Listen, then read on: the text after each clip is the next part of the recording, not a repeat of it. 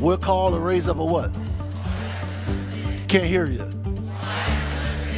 Because nothing is truly yours until you understand it. I'm in Psalms, and I'm reading out that Amplified PC version. And I'm just reading it. Why am I reading Psalms 40? Because today is the 10th. So I've already gone through 31. Last month it was only 30 days, so I read 1 through 30 on each day. I do that so I can scale my reading of the Bible. Scale meaning making it simple so I can easily follow it. That's what McDonald's did when Ray Kroc went in there with his shake machine. He told the McDonald brothers, man, y'all could take this all over the world, but you got to scale it. You got to put it in position where you can get teenagers to come, and all they got to do, they ain't got to figure it out. All they got to do is look at a hamburger, you squirt 1 pump of mustard on it, and then you let it go on down the line. Y'all got it? By the way, I'm not suggesting you eat no McDonald's hamburgers at all. Y'all make sure I'm very clear on that. I'm there, but I eat very little of their food. Don't get it twisted now. That's just a place that keeps me awake. I hear God in McDonald's. Now, don't judge me. Where's your hearing God spot? That's what you need to be judging. And if not, don't come bother me at McDonald's. Because some of y'all come to my McDonald's, I'm going to change locations on you. Come on, somebody. I got to protect my secret place. And by the way, I carry my own prayer closet. Yeah, you can have places in your house, but my prayer closet, if I'm in my car sitting looking at water, I got a prayer closet. I got the anointing on the inside of me. I could tap into God at any place.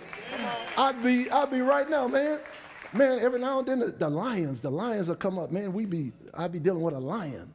It's called Detroit Lions. So what I would do is I'd get into my prayer closet right on the sideline. And I'd be,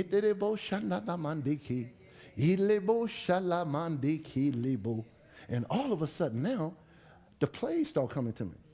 Like I get on the field and I know their plays. And it's legal. It's not insider trading. I am so shocked how many believers do not tap into the power of God. You're only going off your intellect, off what they can measure. The God that's on the inside of you, they can't measure. He's placed inside of you power to change stuff for the better. I know stuff I never went to school for. I've never been trained in leadership school. I didn't even think I was a leader. I pledged a fraternity, and they voted me the leader. They called me the Rock. I didn't even want to be the Rock. It's 26 of us, and they voted me in. So sometimes God done call you something that your mind don't even think you can do. So you got to be careful, just as the apostle, Dr. Winston said the other night. Don't let your mind talk you out of heaven's plan for your life. I'm going to say it again over here. Y'all just sitting here indifferent. Let me talk to y'all about being indifferent. All you indifferent folk. All you folks that are in your comfort zone, or you excited because you had a good week. You don't understand every day is a good day. I don't care what you did yesterday, whether it was good or not, every day is a good day that you know that Jesus is Lord. Because if you know that Jesus is Lord, that means God has spoken to you and you heard his voice. That means if he told you who his son is, he'll tell you how to roll with everything else. You got to bring enthusiasm every day. I don't always feel like playing a football game. Y'all, we had to get there 2 hours ahead of time. You know what it's like sitting in a doggone locker room for 2 hours before the game? I would go to sleep. And then y'all think when you come to a game, y'all see us all get together and come through that fire and everybody getting excited? I hope y'all know that's not for the fans. No. That's for us. Because you got to bring enthusiasm. You got to be around people and like, let's go. We ain't being broke no more. We ain't even having broke conversations anymore. You got to get around people like that. You got to get around people that's excited about life, man. That don't mean everything going right. I've been up here going through hell. I've been up here, you didn't know it. Why? I got a job to do. I got to do what God called me to do. Has nothing to do with how I feel. I'm not going to let you live below anymore. I'm not going to let you sit here, be in churches all day, letting people determine your level, your lid.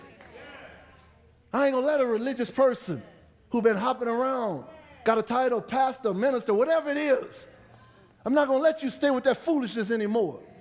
If you got a title and don't see results, take the title off, man. Because it ain't the title that tell you what it is, it's the results. Come on, stand up right here. Put this man on the camera. Put this man on the camera. Right here. Let him see. It's the results. It's the what? Where did I get that from? Jesus says, you will know them by their fruit. Don't you ever go by an apple tree and let an apple tree tell you it's an orange tree. Something wrong with you. The fruit don't talk. The fruit tell you what it is. He said, Abraham, the root is holy. So the branch is going to be holy. If the root ain't holy, if you don't get holiness in your heart, you'll never see holiness externally. You got to get holiness and catch this stuff, this lust, this looking back for your boy who you call up at a certain time of day when you get the urge. If you don't get this out your heart, you're going to be a miserable Christian. Why? Because once you get born again, you're never comfortable in the mud, even if you go back in it. You'll weep, you'll cry, but God wants you to get delivered. You've gotten bound and broke the covenant. So now Satan has come in, and when he come in, parents, you don't get to choose which demons go in your children. What parents do in moderation, children will do in excess. So we got to see some results. When you have results, people seem to listen better. People find out I'm a cornerback, they may listen. But then when they Googling me up, they start listening. Because of results. He taught the Jewish people, you verify everything. He said the simple believe everything they hear. I test people, Reggie. I test them when they don't know I'm testing them. I give them assignment. We have a men's call. I need every man on this call 5 o'clock Monday mornings. I had to call some brothers, find out why they ain't on the call. When I'm into something, you ain't got to call me. None of the guys that I learned how to play cornerback who were not that much older than me, when they were going to work out, they didn't call me. They didn't need anything from me. I needed something from them. So I called them. What time y'all going? I didn't care if they didn't answer the phone. I'm going to call them again. Some of you all are so temporal. You're so up and down. You say crazy stuff like, I called them and they ain't called me back. They probably productive people. You ever thought a lot of people call them, but they're looking for the hungry ones? Even God is looking for those that hunger and thirst for doing things right. Y'all think I'm playing up in here? You get here, I don't care how old you are. Stop settling down with your golf cart and your Geritol. You're supposed to be like Caleb and Joshua. Caleb took the mountain at 80 years old. He said, I'm 80, but I feel like I'm 40. You heard me? Not 50, like I'm 40. Come on, somebody. That's a belief system. I just wanted y'all on to see right here. It's about results. People told me, he ain't a cornerback. Mel Kiper said it. He's a guy on TV.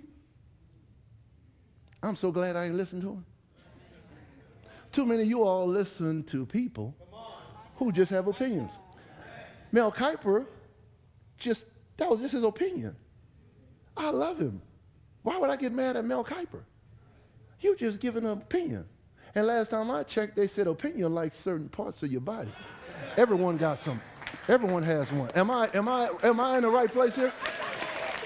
Come on. Did I clean that up? Did I keep that clean? Appreciate it. Thank you. Come on, I need you to help Pastor out, all right? Stop listening to visionless people. Is somebody calling? Can I talk to him? Is that somebody on the phone? Can I talk to him? Oh, it was the alarm. All right. Was that for you doing this message? To get you to listen up here? We busy. We busy.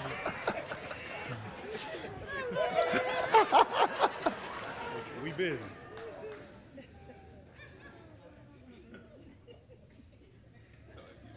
If I can, I'm on track. I'm imagining who you are. I just had a picture. It was like the Spirit of God saying, they don't realize they're my glory.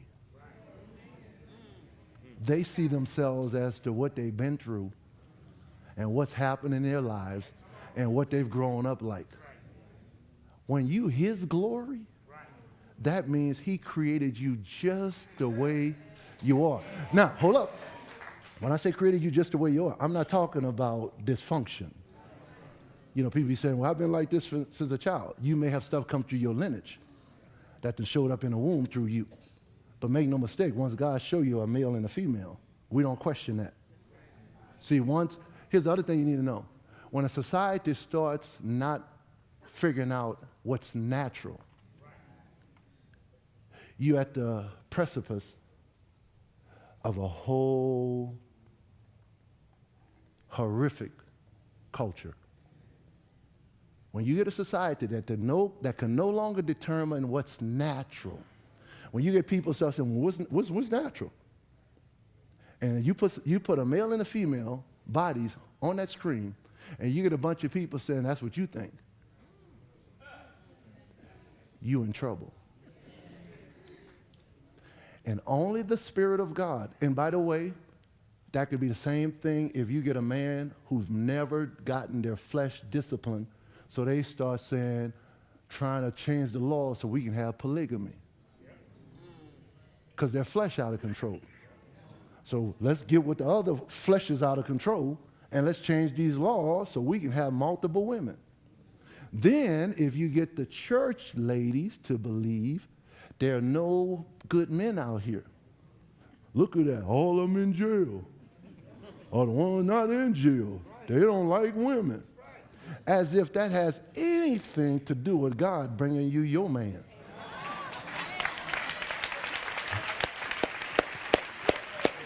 What you have done, you've now taken your belief system and you have submitted it to what you can reason. God breaks status quo. God does stuff that changes the game. And if you will trust Him, He'll do it for you. Got it? So you can't come talk crazy to me. When I say talk crazy, I'm talking about casually say stuff like, oh man, my coach don't like me. Really? My next question is, does Jesus like you? Because if Jesus liked you, He'd make your coach, who may not even like you, bless you. Come on, somebody. That's important. So I don't get caught up in thinking man can control my destiny. I'm so glad I got saved and realized man can't control my destiny. Man can't control my destiny. Man can't control my destiny. He's the King of kings. He's the Lord of lords. If you got a crazy husband, if you supposed to stay with them and you'll pray and do your part, God will deal with your knucklehead husband. And ain't nobody like a God that deals with a man. He think he all that in a bag of chips. When God finished with him, He'll come bowing before you. You got to put trust in Him and start looking at what you see. Because you don't walk by what you see. You walk by what he says. You keep saying what he says until you see what he says. You don't say what you see. You keep saying what he says. And the more you keep saying what he says, you're going to believe what he says. And when you believe what he says, you're going to start seeing what he said. That's how it works. That's how it works. Come on, man. Thank you, man of God. I appreciate it. He burning them calories. Let me bless my brother. Let me bless my brother. Bless my brother. Come on, somebody.